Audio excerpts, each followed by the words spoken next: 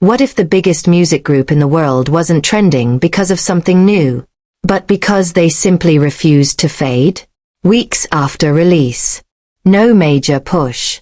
No sudden viral gimmick. And yet somehow, the numbers are still climbing. That's exactly what's happening right now with BTS. And the deeper you look, the stranger and more impressive it gets. Because this isn't just about charts anymore. It's about timing, memories, and a scale behind the scenes that most fans never even see. And once you connect all the pieces, it starts to feel like something much bigger is happening. The first sign that something unusual was going on came from the charts. Normally, albums peak, and then slowly drop. That's the pattern. That's what always happens. But this time, it didn't. Instead of fading, BTS's album Erarang kept holding its position like nothing had changed. Week after week, still near the top globally. Streaming platforms continued to show massive engagement, and instead of losing momentum, the title track actually climbed higher again, something that rarely happens after the initial release window. And it wasn't just one track carrying everything. Every single song on the album was holding its ground. Not one. Not two. All of them. Which raises a question most people didn't expect to ask. Are we looking at a hit album? Or something closer to a long-term phenomenon? But just when people thought the story was all about numbers, another detail quietly started spreading online, and it completely shifted the conversation. Because while the charts were telling one story, fans had suddenly found something from the past.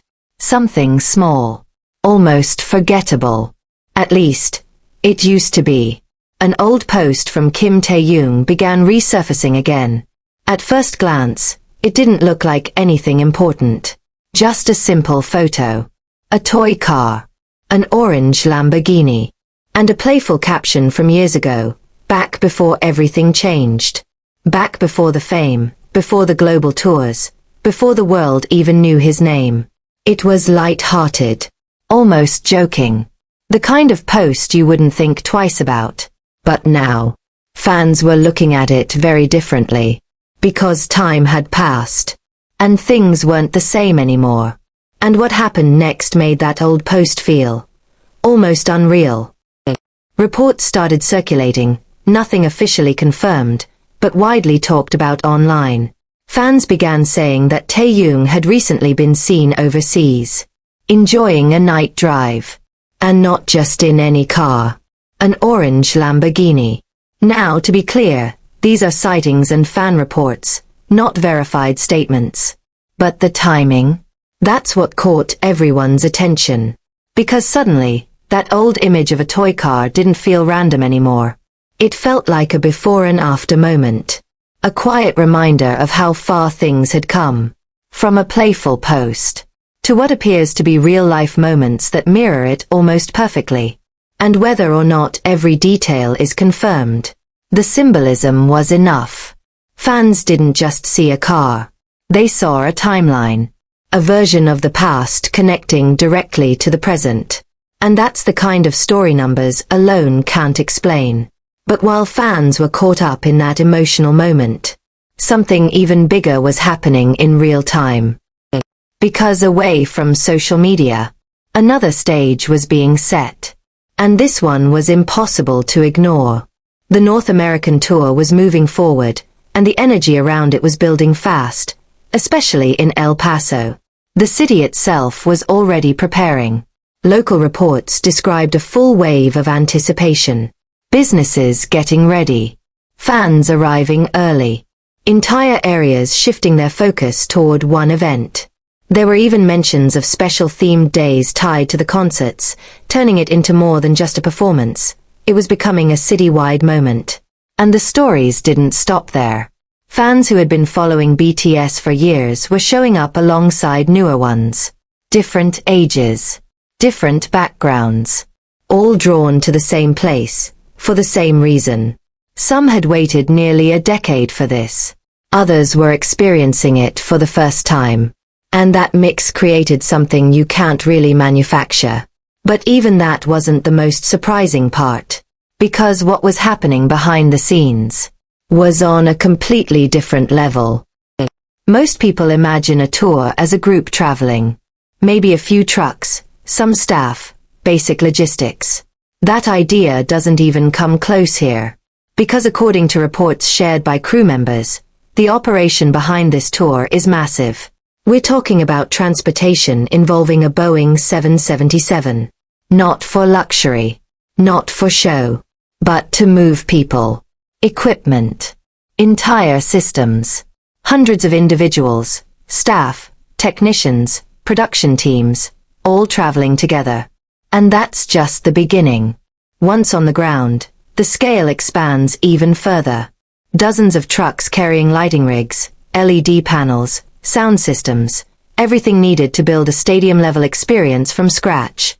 Over 50 vehicles just for equipment alone. And when you combine that with local staff, coordination teams, and venue operations, the number grows to hundreds more. All working simultaneously. All moving on tight schedules. All contributing to something that only lasts a few hours on stage. Which leads to a realization that most fans don't see at first. This isn't just a concert. It's an entire ecosystem. And maintaining that kind of system, it doesn't stop when the show ends. Even on days without performances, the costs continue. Accommodation, food, security, maintenance. Everything keeps running. And once you understand that, another question starts to make more sense. Why do ticket prices keep going up? It's a topic that always sparks debate. Some fans accept it. Others question it. But when you start looking at the scale involved, the picture becomes more complicated. Because what you're paying for isn't just a seat. It's access to something built by hundreds of people, across multiple layers of production. From the visuals, to the sound design, to the coordination required to make everything run without a single visible flaw. Every detail comes from somewhere. Every moment is planned.